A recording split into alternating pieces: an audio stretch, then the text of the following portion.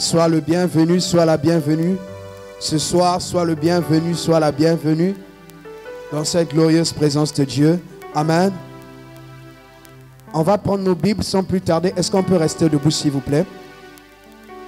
Je rends gloire à Dieu pour cette occasion qu'il m'accorde. C'est une lourde responsabilité de se tenir ici devant. Et je rends grâce à Dieu.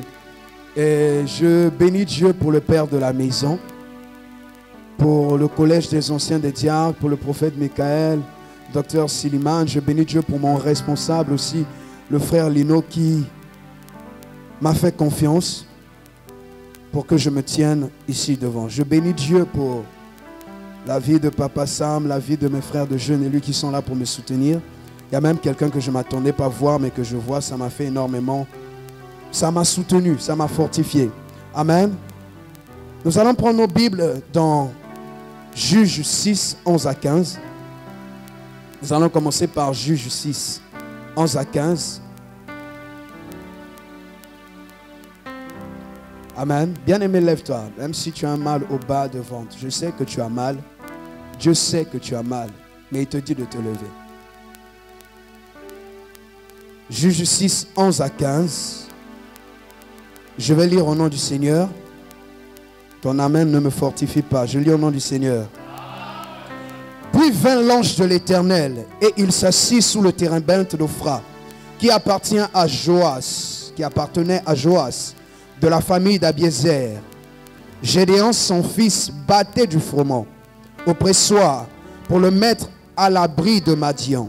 L'ange de l'Éternel lui apparut et lui dit: l'Éternel est avec toi, vaillant héros. Gédéon lui dit: ah, mon Seigneur, si l'Éternel est avec nous, pourquoi toutes ces choses nous sont-elles arrivées? Et où sont tous ces prodiges que nos pères nous racontent?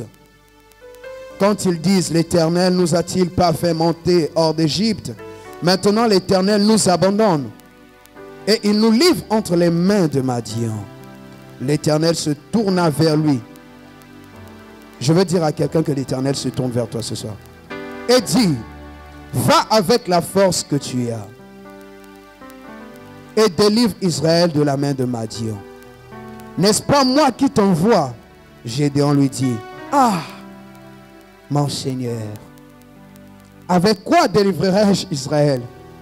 Voici, ma famille est la plus pauvre au Manassé, et je suis le plus petit dans la maison de mon père. L'Éternel lui dit: mais je serai avec toi. Oh, Dieu te rassure et dit qu'il est avec toi. Et tu battras Madian comme un seul homme. Nous allons lire dans Marc 4, 35 à 41. Marc 4, 35 à 41. Puis nous allons lire dans Éphésiens 5, 14. Là, nous lisons dans Marc 4. Marc 4, 35 à 41. Est-ce que vous y êtes? Ce même jour, sur le soir, Jésus leur dit: passons à l'autre bord. Après avoir envoyé la foule, ils l'emmenèrent dans la barque où il se trouvait. Et il y avait aussi d'autres barques avec lui. Il s'éleva un grand tourbillon et les flots se jetaient dans la barque, au point qu'elle se remplissait déjà. Et lui, il dormait à la poupe sur le coussin. Ils le réveillèrent et lui dirent: maître, ne t'inquiètes-tu pas de ce que nous périssons? C'est ton réveil. Est-ce que tu peux dire c'est ton réveillé? Il menaça le vent et dit à la mer: silence, tais-toi. Et le vent cessa. Il y eut un grand calme. Puis il leur dit: pourquoi avez-vous ainsi peur? Comme n'avez-vous point de foi? Et ils furent saisis d'une grande frayeur. Et ils se dirent les uns aux autres: quel est donc celui-ci à qui obéissent même le vent et la mer? Amen. Enfin, Éphésiens 5, 14. Éphésiens 5, 14 pour terminer. Nous y sommes. Vous y êtes. C'est pour cela qu'il est dit. Est-ce qu'on peut le dire, lire ensemble? 1, 2, 3, go. C'est pour cela il est dit: réveille-toi, toi qui dors, réveille-toi d'entre les morts et Christ t'éclairera. On peut encore le lire, s'il vous plaît.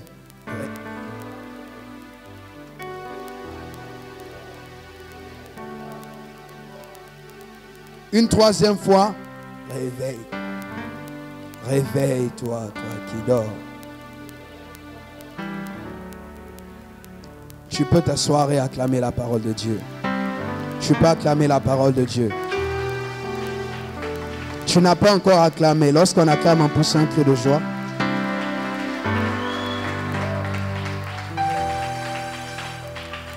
Père, je te recommande ton nom, ces moments. Glorifie le nom de Jésus. Je promets te rendre toute la gloire. Amen. Bien-aimé, notre thème de ce soir, c'est le réveil d'une génération. Est-ce que tu peux dire le réveil d'une génération? Dis-le encore aux voisins, le réveil d'une génération. Et le texte de base, c'est celui que nous avons lu, relu et répété. J'ai cité Éphésiens 5, 14. Amen. Alors, lorsque nous voyons l'église d'Éphèse était l'une des premières églises impactées par l'apôtre Paul. Pratiquement, l'apôtre Paul a passé près de 3 ans à l'église d'Éphèse, dans la ville d'Éphèse. On appelait aussi ça la ville lumière. Donc, lorsqu'on parle d'Éphèse, c'était une église mature. Dans le livre d'Éphèse, qui contient 6 chapitres, on nous parle de la position du chrétien dans la grâce, de la marche du chrétien et du service. On parle aussi du combat spirituel et du chrétien revêtu de l'esprit. Mais ce qui nous intéresse, ce n'est pas ça. Ce qui nous intéresse, c'est surtout ce que, lorsque le prophète Jean, il reçoit des lettres. Lorsqu'on lit dans Apocalypse 2, à partir du verset 3, on nous parle de la même église. Mais lorsqu'on parle de cette église, on nous dit clairement, on nous dit, toi, souviens-toi d'où tu es tombé. On parle donc de cet amour, de cette flamme que cette église avait, mais qu'elle a perdu. Et Dieu est en train de lui réprimander cela. Il dit, reviens à tes premières œuvres, retrouve ton premier amour. Et là, l'apôtre Paul, dans le 5e chapitre, est en train de parler de la même chose, en disant, réveille-toi, réveille-toi, toi qui dors. Parce qu'à un certain moment de la marche chrétienne, il arrive que nous puissions nous endormir. Il arrive que nous puissions être fatigués. Il arrive que nous puissions être loin de l'activité à laquelle Dieu nous attend. Et là, il dit, réveille-toi, toi qui dors. Donc déjà, par définition, nous allons voir que le réveil, tout simplement, c'est quitter l'état du sommeil à l'état de veille. Ça vient du mot grec diégéro. Diégéro, qui veut dire quoi? Qui veut dire réveiller l'esprit. Est-ce que quelqu'un peut dire réveiller l'esprit? Ça veut aussi dire quoi, le réveil? Le réveil, dans sa définition aussi, c'est la reprise des activités. Parce que lorsqu'on dort, on arrête tout. Et lorsqu'on se réveille le matin, on reprend avec notre activité. Alléluia. Et aussi, lorsqu'on parle de réveil, dans nos téléphones, il y a d'autres qui ont des réveils. Ils activent le réveil pour pouvoir se rappeler de quelque chose ou encore de se réveiller. Donc le réveil aussi, c'est l'alarme ou encore ce qui nous rappelle quelque chose que nous devrions faire. Amen. Et le mot génération vient du grec généa. Généa qui veut dire ceux qui sont nés de la même postérité. Voilà pourquoi vous allez voir que lorsque Dieu bénit Abraham, il bénit de génération en génération. Et on dit que Dieu bénit jusqu'à la 4e génération. Et il bénit jusqu'à la 1000e génération, autant pour moi. Et la malédiction est jusqu'à la 4e. Amen. Donc nous comprenons que la notion de génération fait allusion à ceux qui sont nés de la même postérité, mais aussi à ceux qui sont nés à la même époque. Ceux qui sont nés à la même époque, qui ont un écart d'âge de 10 à 15 ans. Mais aussi, lorsqu'on parle en sciences sociales, on parle de la génération comme une durée qui se renouvelle, un cycle de durée qui se renouvelle après 25 ans. Amen. Voilà pourquoi dans la Bible, lorsque Dieu appelait les Lévites, il les appelait à partir, les sacrificateurs à partir de 25 ans. Est-ce que quelqu'un comprend quelque chose? Donc lorsque nous parlons du réveil d'une génération, nous faisons allusion à une génération, à une postérité, à un groupe de personnes particuliers qui sont de la lignée aussi d'Abraham, qui sortent d'un sommeil ou encore qui avaient arrêté une activité quelconque pour reprendre cette activité et entrer pleinement dans ce que Dieu veut qu'il fasse. Amen. Donc nous avons vu dans notre premier verset, nous avons vu quelqu'un qui s'appelle Gédéon. Et au début du chapitre, on nous dit que les enfants d'Israël firent encore ce qui déplut à l'Éternel. Et lorsqu'ils ont fait ce qui déplaisait à l'Éternel, Dieu les a livrés entre les mains de Madian pendant 7 ans, le chiffre de la perfection. Et pendant ces 7 années, Dieu les avait privés d'une certaine dépendance, d'une certaine liberté, d'une certaine capacité de pouvoir même avoir à se réjouir de ce qu'ils pouvaient produire. Parce que lorsqu'ils produisaient, les Madianites venaient tout prendre. Et ici, on voit Gédéon qui travaillait. Et Gédéon, pendant qu'il était en train de travailler, l'ange de l'Éternel lui apparut. Et l'ange de l'Éternel lui apparu, lui parle, lui dit, vaillant héros. Il dit, toi tu m'as bien vu. Il dit, quel vaillant héros? Moi je ne suis pas vaillant, je suis maigre, je suis le plus petit. Si on voit que Gédéon, on ne nous mentionne pas l'âge de la Bible, l'âge de Gédéon. Mais si on dit qu'il était le plus petit, ça veut dire qu'il pouvait encore être dans la vingtaine. Entre la vingtaine et la trentaine. Et encore, on dit qu'il était encore chez son père. Ça veut dire qu'il était encore à la charge de son père. Donc c'était quelqu'un qui était comme toi et moi. Gédéon est un jeune. Gédéon est jeune comme toi et moi. Gédéon n'est pas vieux. Il n'a pas les cheveux blancs. Il n'a pas la calvitie. Non. Amen. Donc Gédéon est un jeune à qui Dieu dit vaillant héros. Mais pourquoi il lui dit vaillant héros? Lorsqu'il lui dit vaillant héros, il dit je ne suis pas vaillant, Seigneur. Et puis si tu dis vaillant, si tu dis tu n'es même pas avec nous. D'ailleurs, tu n'es pas avec nous. Donc ici, on comprend déjà, je vais prêcher, enseigner en même temps. Amen. On comprend déjà que Gédéon était endormi. Parce qu'il n'avait pas la conscience de qui il était.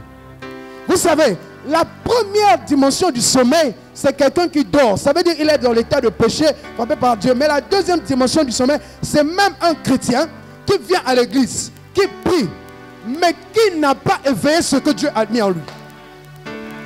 Donc, moi je ne sais pas de quelle catégorie tu es. Si tu es la catégorie de ceux qui sont morts par le péché, qui dorment dans le péché, ou dans la catégorie de ceux qui prient quand même, qui sont réveillés, mais qui n'ont pas réveillé la chose de Dieu en eux. Je ne sais pas de quelle catégorie tu es. Toi-même, tu sais où te placer. Maintenant, il y a quelque chose que Dieu veut faire ce soir, c'est de réveiller non seulement celui qui dort, mais aussi éveiller, réveiller ce que Dieu a mis en quelqu'un. Ce soir, je ne suis pas venu prêcher, je ne suis pas venu... Je suis venu annoncer et déclarer à quelqu'un, décréter que Dieu est venu réveiller ce qui sommeille en toi. Je suis venu dire à quelqu'un que Dieu est venu réveiller l'onction qui dormait. Lorsqu'on a pris quelqu'un, je vais dire à quelqu'un que Dieu prend souvent les plus petits. David était abandonné, il était le plus petit. Mais on est allé chercher le plus petit. On a la notion du plus petit ici. Dieu est allé chercher le plus petit de la maison de son père. Je ne sais pas comment tu te vois. Tu te vois faible, tu te vois petit, mais c'est dans ta petitesse que Dieu va manifester sa grandeur. Tu te vois incapable, c'est dans cette incapacité que Dieu va manifester ses capacités. Tu te trouves peut-être malsain, mais dans cet état de pécheresse, dans cet état de pécheur, que Dieu va manifester sa sainteté parce que Christ a fait sanctification pour toi. Tu me donnes un bon amen, j'avance. Bien aimé, donc ici, Gédéon, Dieu le réveille. Je suis venu dire à quelqu'un que Dieu est venu pour te réveiller. Il faudrait que tu sortes du sommeil. Bien aimé, lorsque l'apôtre Paul, il parle à son fils, Timothée, 2 Timothée 1,6 je crois. Il dit, ranime le don qui est en toi, que tu as reçu. Le don de Dieu que tu as reçu par imposition des mains. Hein? Bon, lorsqu'il dit ranime le don, est-ce que lorsqu'on parle d'épîtres de Timothée, d'épîtres de Tite, c'est des épîtres pastoraux. Parce que Paul a le cœur du berger. Il lui dit, ne traite pas les mamans comme ça, ne traite pas. Il est en train de corriger ce qu'un berger doit faire. Il est en train d'instruire les pasteurs. Mais lorsqu'il est en train de dire ça, il est en train de dire, ne tue pas le don qui est en toi. Il y a beaucoup de gens qui sont dans la maison de Dieu qui ont arrêté de mettre en activité le don que Dieu a mis en eux. Qui ont laissé, qui ont mis en pause. Parce qu'on a dit que c'est la reprise des activités. Il y a beaucoup de gens qui ont un don qui dort, un jour ça se réveille. Un jour ça dort, un jour ça se réveille. Aujourd'hui tu as une vision, ça dort 2 semaines. Après, tu as une vision. Tu rêves aujourd'hui, 3 semaines après, tu rêves plus. Ça c'est pas ce que Dieu veut pour toi. Dieu a dit, bien-aimé, réveille-toi. Donc, ici, importe le don que tu as reçu. Il y a des personnes, non, je ne fais plus, ce n'est pas mon temps, ce n'est pas le temps de Dieu. Bien-aimé, pour évangéliser, tu as besoin du temps de Dieu.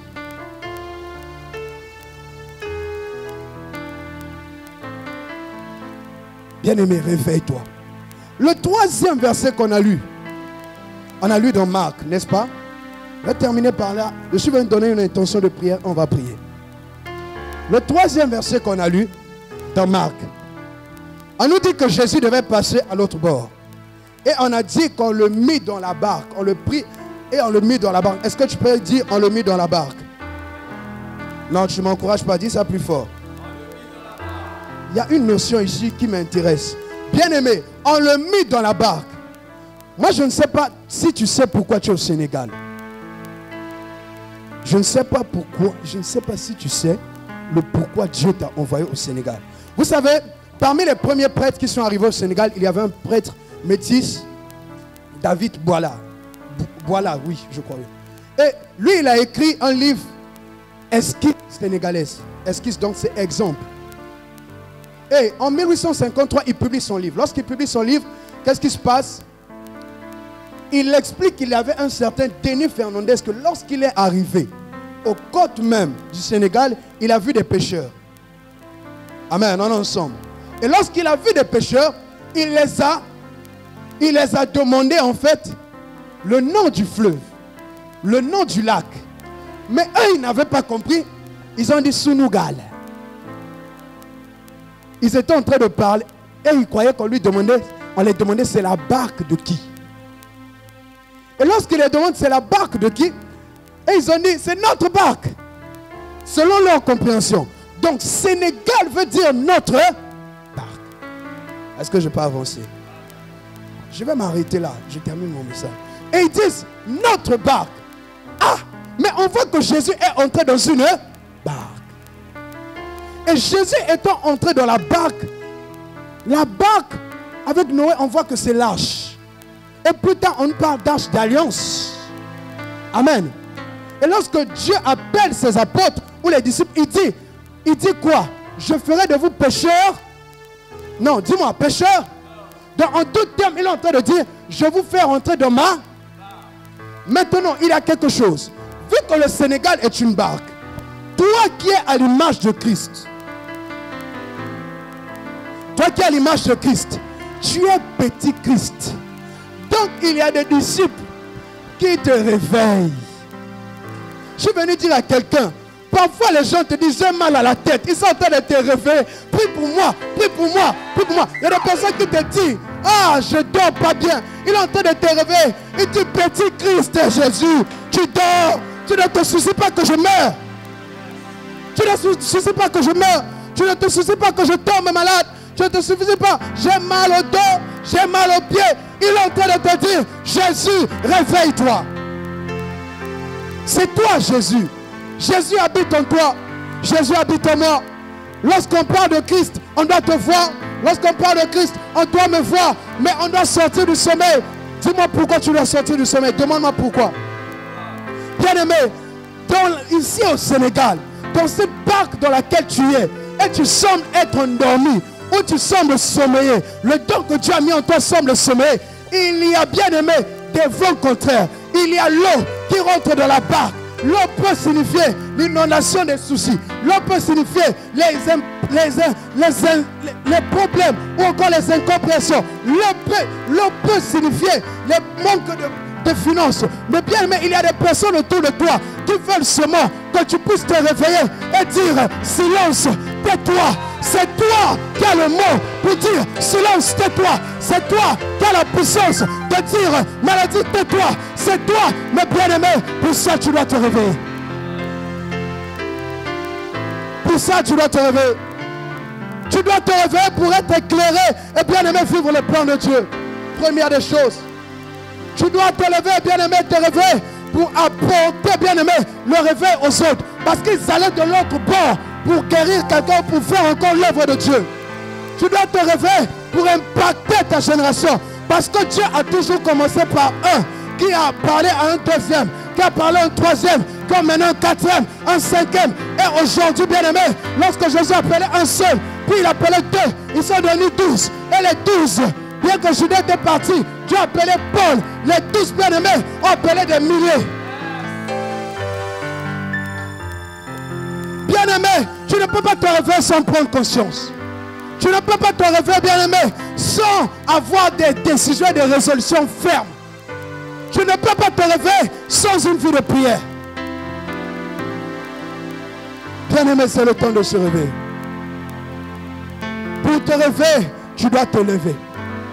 Pour te réveiller, tu dois prier. Pour te réveiller, le réveil nécessite prier. Bien-aimé, les jeunes aiment voir. Les jeunes n'aiment pas les gens qui parlent beaucoup. Un jour, quelqu'un m'a dit, tu parles, je veux tes actes. Bien-aimé, il y a un temps, il faut beaucoup parler. Il y a un temps, il faut agir. On agit par nos genoux par terre. On n'agit pas, bien-aimé, en montrant nos muscles. On n'agit pas en montrant, mais on agit, bien-aimé, en montrant le Dieu qu'on a reçu. Parce que lorsque toi, tu vas te lever, ta soeur va se lever. Lorsque toi, tu vas te lever, ton frère va se lever. Lorsque toi, tu vas te lever, toute ta famille va se lever. On a vu que Gédéon, il appelait par la suite 1000 hommes. Et par la suite, c'est avec 300 qu'il allait pour emmener le réveil. Et je vais dire à quelqu'un que ce soir, c'est possible de ranimer le don. Ce soir, c'est possible de se réveiller. Ce soir, c'est possible encore de dire silence et tais-toi. Ce soir, c'est possible, bien-aimé. Alors, bien-aimé, je suis en train de parler à quelqu'un qui n'avait plus la force de se réveiller, la force de se lever, la force parce qu'il a tellement chuté. Mais Dieu dit, mon juste tombe 7 fois. Voilà pourquoi, bien-aimé, pendant 7 ans, les Israélites étaient dans la... Mais après ces 7 ans, je crois que Dieu est en train de susciter des Gédéons en ce lieu. Je crois que Dieu suscite des petits Christ ce soir. Des gens qui diront un mot. Bien-aimé, je vais te donner un témoignage. Il y avait un frère. Un jour, il a dit, aujourd'hui, je vais dissiper les nuages. Il est allé dans son balcon. Il a dit, aujourd'hui, il ne pleut pas. Moi, je dissipe les nuages. Il a commencé comme un fou. Il a commencé à essuyer le ciel. Parce qu'il faisait déjà sombre. Il a commencé à essuyer. Il a commencé à essuyer. Plus il essuyait, ça a commencé à s'effacer. Ça s'effaçait. Ça s'effaçait. Et bien aimé, jusqu'à ce qu'il n'a plus. Bien aimé, lorsque tu deviens un petit Christ, tu es capable de dire à la météo, bien aimé, je peux dire le soleil arrête, le soleil s'arrête. Pourquoi, bien aimé? Ça dépend de ton niveau de réveil et de la révélation de comment ton don, ce que Dieu a mis en toi, pendant que Dieu est en train de créer, il t'imposait les mains. Ranime le don que tu as reçu par imposition des mains. Lève-toi, nous allons prier, tu peux acclamer pour le roi des rois.